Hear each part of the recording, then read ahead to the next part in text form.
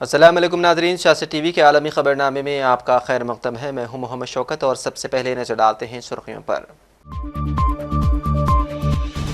اسرائیلی بمباری سے غزہ کا اسپتال تباہ، مریض جاں بحق، گاڑی پر حملے میں 7 فلسطینی شہید۔ مکہ مکرمہ میں حج سیزن کی تیاریوں کا آغاز، عمرہ ویزے پر موجود غیر ملکیوں کو اپنے ملک واپس لوٹ جانے کی ہدایت۔ امریکہ اور ایران کے درمیان ایٹمی پروگرام کے حوالے سے تعمیری بات چیت، دوبارہ ملنے پر اتفاق۔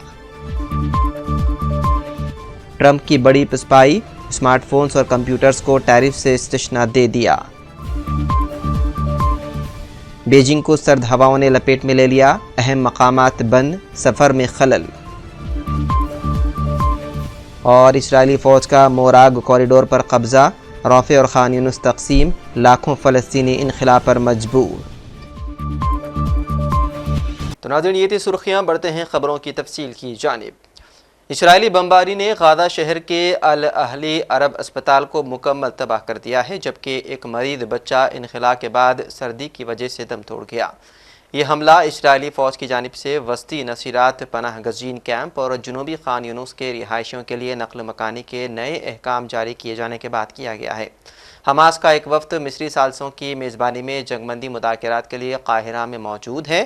سرکاری میڈیا آفس نے شہادتوں کی تعداد 61,700 سے زائد بتائی ہے اور کہا کہ ملبے تلے دبے ہزاروں افراد کو مردہ تصور کیا جا رہا ہے۔ اسرائیلی فوج نے غزہ کے رافع کا محاصرہ مکمل کر لیا ہے۔ صہیونی فوج نے کہا ہے کہ یہ مزید علاقوں پر قبضہ کرنے کے اعلان کردہ منصوبے کا حصہ ہے، جس کے ساتھ ساتھ فلسطینی آبادی کو بڑے پیمانے پر انخلا بھی کرنا پڑے گا۔ رپورٹ کے مطابق اسرائیل کا کہنا ہے کہ فوجیوں نے 2 اپریل کو جنوبی غزہ میں موراگ کوریڈور کے علاقے پر قبضہ کرنا شروع کیا تھا، جس کی وجہ سے لاکھوں فلسطینیوں کو جنوب میں مصر کی سرحد سے متصل رافع سے جانے پر مجبور ہونا پڑا تھا۔ سعودی عرب نے حج تیاریوں کے سلسلے میں عمرہ ویزے پر موجود غیر ملکیوں کو اپنے ملک واپس لوٹ جانے کی ہدایت کر دی۔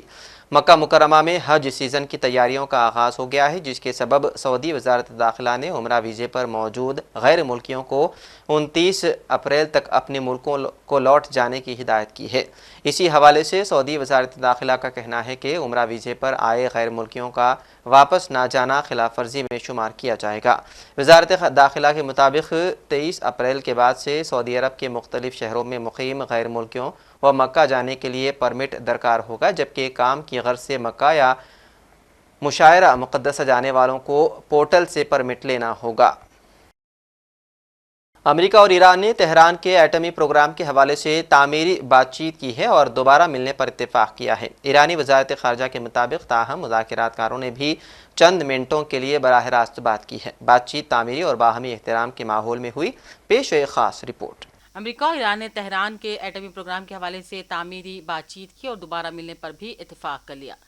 سینیچر کو عمان میں 2.5 گھنٹے سے بھی زائد بالواسطہ بات چیت کے بعد ایران کی وزارت خارجہ نے کہا کہ عمان کے وزیر خارجہ نے مسقط میں اعلیٰ سطحی مذاکرات میں ثالث کا کردار ادا کیا، جبکہ امریکیوں نے براہ راست بات چیت کے لیے کہا۔ ایران کی وزارت خارجہ کے مطابق مذاکرات کاروں نے بھی چند منٹوں کے لیے براہ راست بات کی۔ بات چیت تعمیری اور باہمی احترام کے ماحول میں کی گئی۔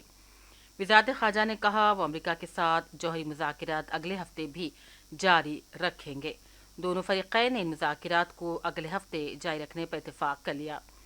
واضح ہے کہ امریکی صدر ٹرمپ نے معاہدہ نہ ہونے کی صورت میں ایران کے خلاف فوجی کارروائی کی دھمکی دی ہوئی ہے۔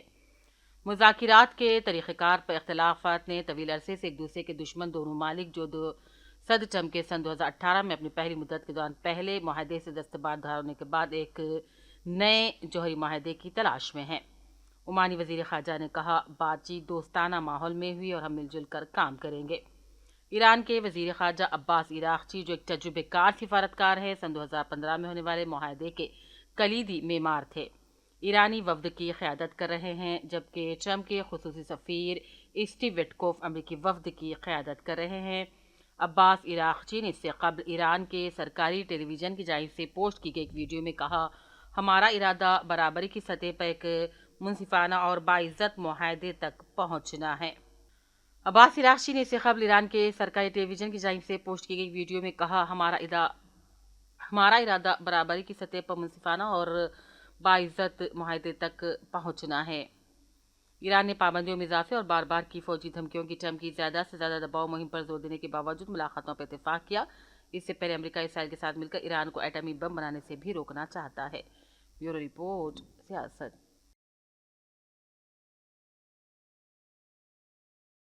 पाकिस्तान में ईरान के सिफारत खाने ने सूबे सिस्तान में 8 पाकिस्तानियों के बेहिमाना कत्ल की मजम्मत की है और दहशतगर्दी के खात्मे के लिए मुश्तरका कोशिशों पर जोर दिया। ईरानी सिफारत खाने की जानिब से जारी बयान में कहा गया है कि इस्लामी जमहूरिया ईरान का सिफारत खाना ईरान के सूबे सिस्तान बलूचिस्तान में 8 पाकिस्तानी शहरियों के खिलाफ गैर इंसानी और बुज़दिलाना मुसल्लह वाक़े की शदीद मजम्मत करता है। अमेरिका में इमिग्रेशन जज ने अपने फैसले में कहा है कि कोलंबिया यूनिवर्सिटी के तालिब इल्म और फ़लस्तीनी कारकुन महमूद खलील को मुल्क बदर किया जा सकता है।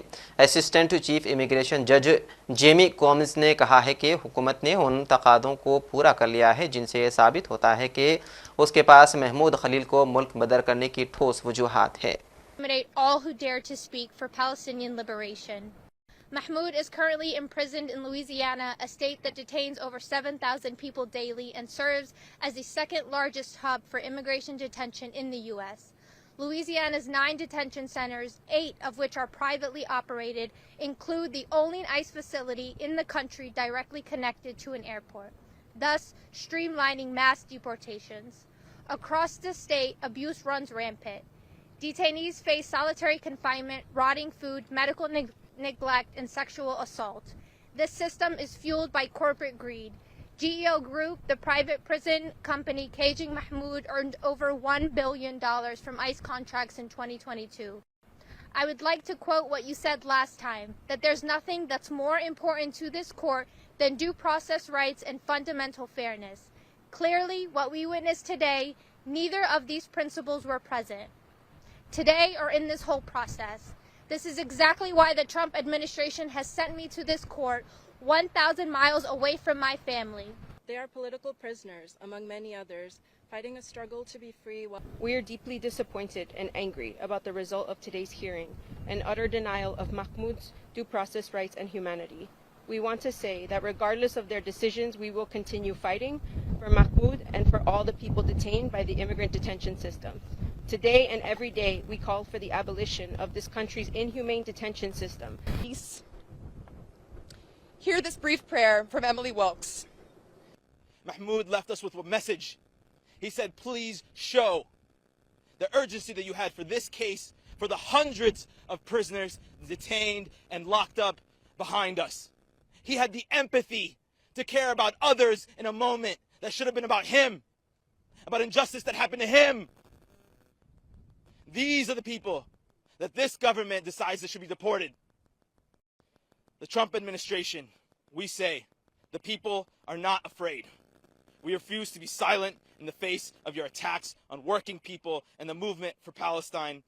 As the past months of speeches and actions from Mahmoud and Palestine have proven, our movement is only growing stronger and more broad in the face of these immoral attacks.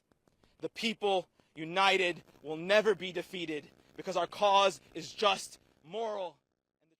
अमरीकी सदर डोनाल्ड ट्रंप ने चीन से electronics मसनूआत की दरामदात पर आयद मुजव्वज़ा tariff से U turn लेते हुए उन मसनूआत को जवाबी महसूलात से मुस्तस्ना करार दे दिया।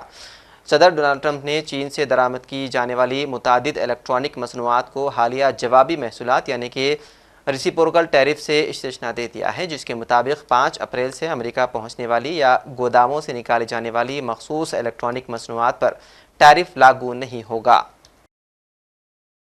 रूसी वज़ीर ख़ारजा सरगोई लारोफ ने अमरीकी सदर डोनाल्ड ट्रंप की समझ की तारीफ़ की और कहा कि उनका ख्याल है कि ट्रंप मगरबी रहनुमाओं के दरमियान सूरत हाल को सबसे बेहतर समझते हैं। जनूबी तुर्किया में इंतालिया डिप्लोमेटिक फोरम से खिताब करते हुए लारोफ ने कहा कि यूक्रेनी तनाज़ा समेत किसी भी तनाज़े की बुनियादी वजूहात को दूर करना ही मसले को हल करने और देरपा अमन कायम करने का वाहिद रास्ता है। This is the only way to resolve the problem and to establish long-lasting peace. Remove root causes.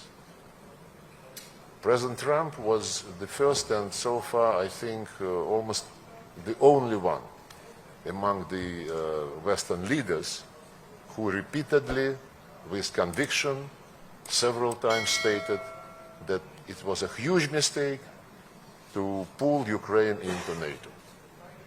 And this is one of the root causes which we quoted so many times. Conversation at a time when the global diplomatic landscape is under... Has there been any direct or indirect contact by the Ukrainian side here in Antalya? چین کے دارالحکومت Beijing کے شمالی علاقوں کو ہفتے کو طوفان نما غیر معمولی آندھی نے اپنی لپیٹ میں لے لیا، جس کی وجہ سے تاریخی مقامات کو بند کرنا پڑا اور سفر میں خلل پڑا، جبکہ کچھ علاقوں میں دیر سے برف باری اور ژالہ باری ہوئی، کھڑکیاں دہل گئی، جبکہ درخت فٹ پاتھوں اور کاروں پر گر گئے۔ پڑوسی ملک منگولیا سے آنے والی ٹھنڈی بھنور کی ہوا سے چلنے والی ہوا کی وجہ سے درجہ حرارت میں کمی بھی واقع ہوئی ہے۔ اور وہیں بنگلہ دیش کے دارالحکومت ڈھاکہ میں فلسطینیوں سے اظہار یکجہتی کا بڑا مظاہرہ کیا گیا۔ تفصیلات کے مطابق ڈھاکہ کے سربری پارک میں فلسطینیوں سے اظہار یکجہتی اور غزہ میں جاری اسرائیلی مظالم کے خلاف لوگوں نے بڑی تعداد میں اپنا احتجاج درج کروایا۔ مظاہرے میں 1 لاکھ سے زائد افراد شریک تھے، جبکہ فلسطینی پرچم تھامے شرکاء کی جانب سے غزہ میں اسرائیلی جارحیت ختم کرنے کا مطالبہ کیا گیا۔ دوسری جانب اسرائیلی فوج نے غزہ کے علاقے رافع پر قبضہ کر کے اسے سیکیورٹی زون قرار دے کر علاقے کا محاصرہ کر لیا اور رافع کو غزہ پٹی سے علیحدہ کر دیا۔ رپورٹ کے مطابق خان یونس، المواسی کیمپ، شجاعیہ اور بیت اللحیہ پر اسرائیلی بمباری جاری کے نتیجے میں گزشتہ روز مزید 20 سے زائد فلسطینی شہید ہو گئے ہیں۔ اور آخر میں سرخیوں پر ایک اور نظر۔ اسرائیلی بمباری سے غزہ کا اسپتال تباہ، مریض جاں بحق، گاڑی پر حملے میں 7 فلسطینی شہید۔ مکہ مکرمہ میں حج سیزن کی تیاریوں کا آغاز، عمرہ ویزے پر موجود غیر ملکیوں کو اپنے ملک واپس لوٹ جانے کی ہدایت۔ امریکہ اور ایران کے درمیان ایٹمی پروگرام کے حوالے سے تعمیری بات چیت، دوبارہ ملنے پر اتفاق۔ ٹرمپ کی بڑی پسپائی، اسمارٹ فونز اور کمپیوٹرز کو ٹیرف سے استثناء دے دیا۔ بیجنگ کو سرد ہواؤں نے لپیٹ میں لے لیا، اہم مقامات بند، سفر میں خلل۔ اور اسرائیلی فوج کا موراگ کوریڈور پر قبضہ، رافع اور خان یونس تقسیم، لاکھوں فلسطینی انخلا پر مجبور۔ تو ناظرین، سیاست ٹی وی کے عالمی خبرنامے میں بس اتنا ہی۔ مزید اپڈیٹس کے لیے آپ بنے رہیے سیاست ٹی وی کے ساتھ۔ فی الحال مجھے دیں اجازت، خدا حافظ۔